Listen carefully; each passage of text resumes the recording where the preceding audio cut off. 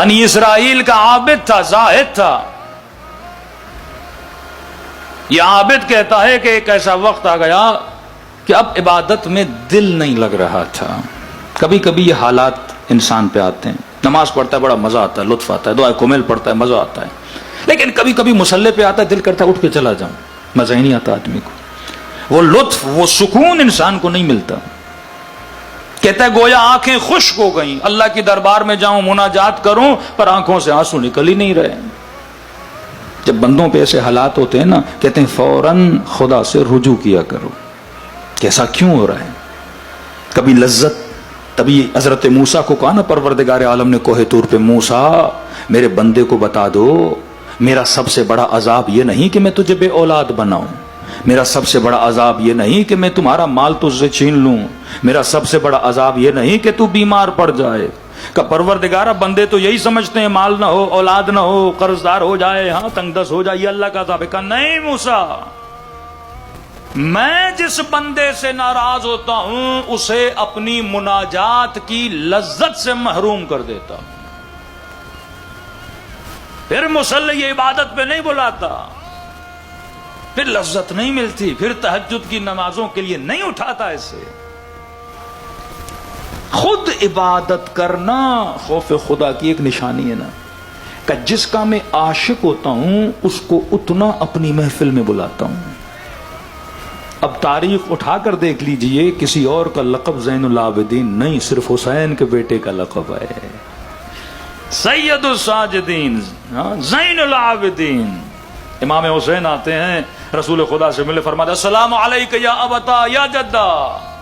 نبی فرماتے وعلیک السلام وعلیک السلام یا زین السماوات، اے آسمانوں کی زینت تجھ پر بھی میرا سلام ہو.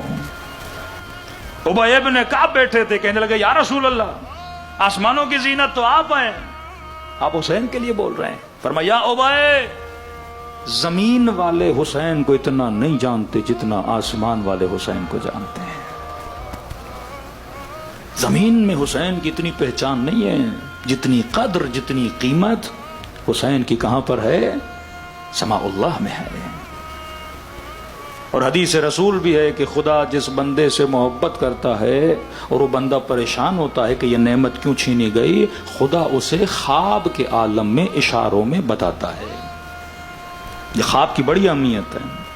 خواب کے ذریعے سے بتاتا ہے کہ میں تجھ سے ناراض کیوں ہوں، خواب کے ذریعے سے بتاتا ہے کہ تم نے خطا کون سی کی ہے.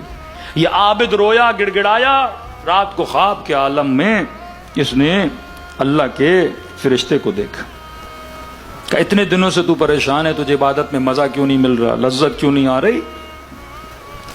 فرمایا شکا منک عصفور، اللہ کی دربار میں تجھ سے شکایت کی ہے ایک چڑیا نے. یہاں بندہ بندوں کو ناراض کر دیتا ہے، آج تک آپ نے چڑیا کا سوچا ہے؟ کہتا نیند سے اٹھا، چونکہ اس نے پورا محاسبہ کیا تھا، نمازیں اپنی جگہ پہ، اخلاق، کردار، رفتار، صلہ رحمی، بہن بھائی، بچے، دوست، اس کو کوئی خطا نہیں مل رہی تھی. خواب کے کہا کہ شگا من کا سورن، تجھ سے ایک چڑیا نے شکایت کی ہے. اچانک اس کو یاد آیا کہ ایک دن کمرے میں بیٹھا تھا، کھڑکی پہ چڑیا آئی اور اس کے بیٹے نے ڈیمانڈ کی کہ بابا میں اس چڑیا کے ساتھ کھیلنا چاہتا ہوں. کہتا میں نے کھڑکی بند کی، وہ چڑیا بیچاری کمرے کے اندر 2 گھنٹے چڑیا کبھی ادھر دوڑے کبھی ادھر دوڑے، اسے تکلیف ہو رہی تھی اور ہم مزے لے رہے تھے. اس مجبور لاچار حیوان نے اللہ کی دربار میں کیا کی؟ شکایت کی.